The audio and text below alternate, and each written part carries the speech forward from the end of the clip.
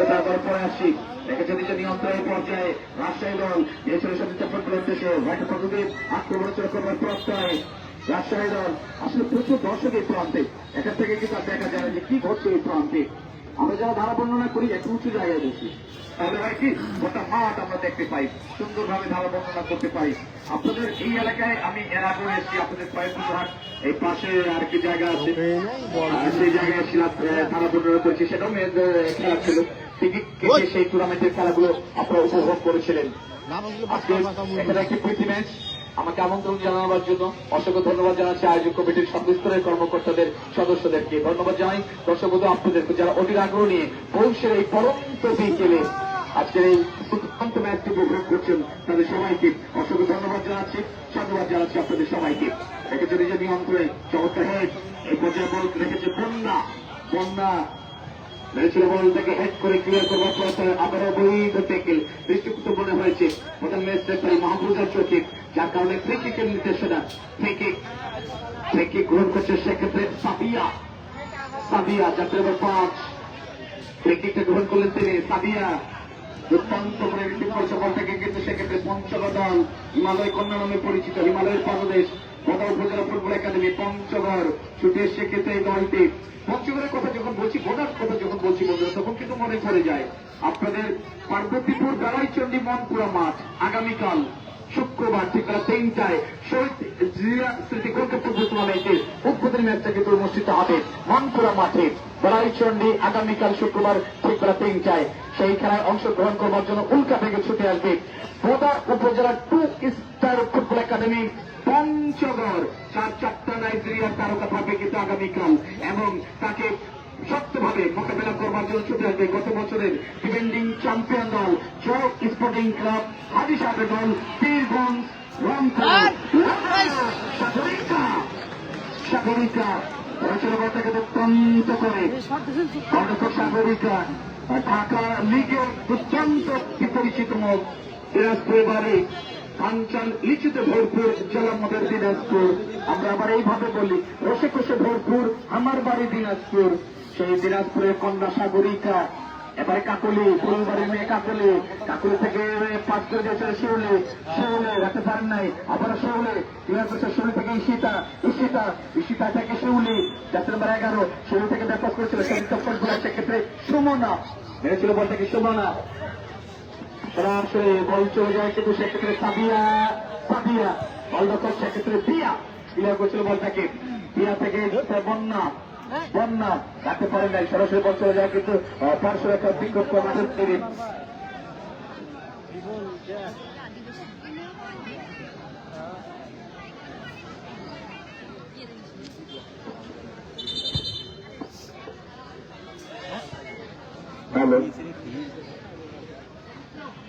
Hello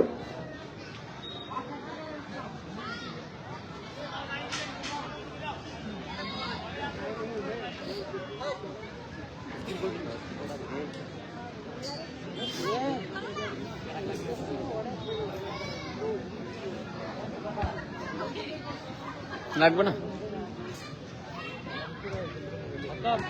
আরেকটা খেলার খবর বলি আপনাদেরকে, আপনারা যারা সরাসরি মাঠে গিয়ে খেলা দেখতে পছন্দ করেন তাদের জন্য বলি, আগামী 29 তারিখ রবিবার, অর্থাৎ আগামী রবিবার, যেখানে আমি প্রত্যেকটা খেলার ধারা বর্ণনা করছি, সেখানে অনুষ্ঠিত হবে লালপুর ফুটবল একাডেমি নবাবপুর বনাম সৈয়দপুর ফুটবল একাডেমি দলদলি সরকারি প্রাথমিক বিদ্যালয় মাঠ দলদলিয়া নাগরিক ফোরাম ক্রীড়া উপকমিটির আয়োজনে লালপুর ফুটবল একাডেমি নবাবপুর বনাম সৈয়দপুর ফুটবল একাদশ আগামী রবিবার ঠিক বেলা 3টায় সেই খেলাটি দেখারও আমন্ত্রণ জানাচ্ছি দর্শক আপনাদের সবাইকে। এই পর্যায়ে দেখতে পাচ্ছি আমরা কাকলি এবং হাবিবা দুই দল একটু কোলাচলি করে নিলেন, বললেন যে বন্ধু মনে কিছু করো না, আচমকা একটু লেগে গেছে।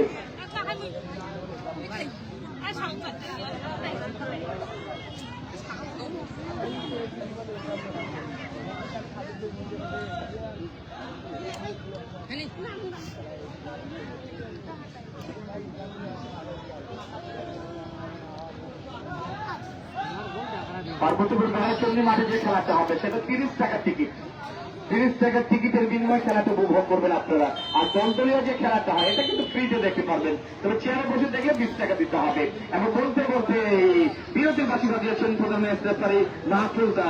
খেলার ফলাফল রাধাচন্দ্র ফুটবল একাডেমি পঞ্চগড় 0, রাজশাহী 0। এই অবস্থা থেকে বিরতির বাসীরা দিয়েছেন প্রধান রেফারি মাহবুজা। কেউ মাঠে যাবেন না, মেয়েদের খেলা, একটা প্রাণীও মাঠের ভিতরে যাবেন না। যে যেখানে রয়েছেন সেখান থেকে বসে দ্বিতীয় খেলাটি উপভোগ করবেন। এখন খেলার জন্য পানির বিরতি। আমিও চলে যাবো পানির বিরতিতে। যাবার আগে বলি, মাঠের চতুর্দিকে বেশ কিছু খাবারের দোকানদার ভাই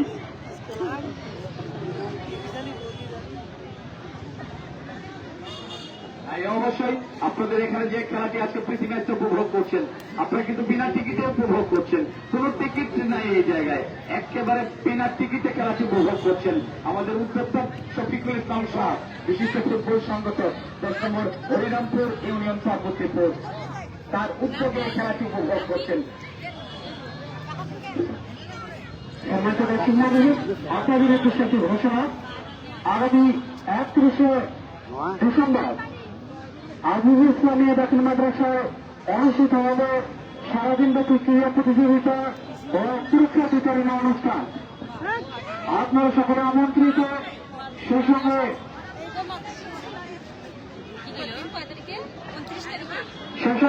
অত্র ইউনিয়নের